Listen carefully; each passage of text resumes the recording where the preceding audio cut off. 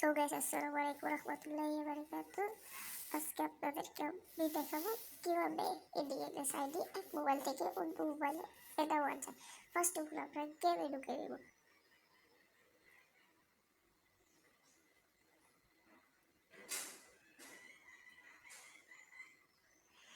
গেমে ঢুকে শেষ আমি আমার এই আইডিটা অন্য আরেক মোবাইলে নিব।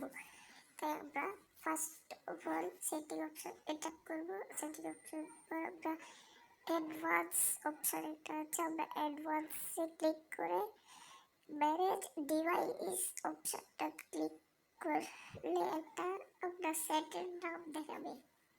ম্যানেজ ডিভাইস, ম্যানেজ ডিভাইসে ক্লিক করছি।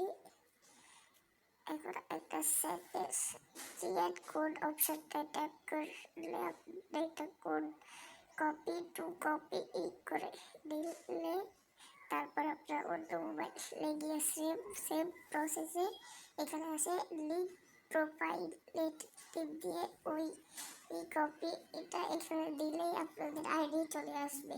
ধন্যবাদ। লাইক কমেন্ট সাবস্ক্রাইব করবেন।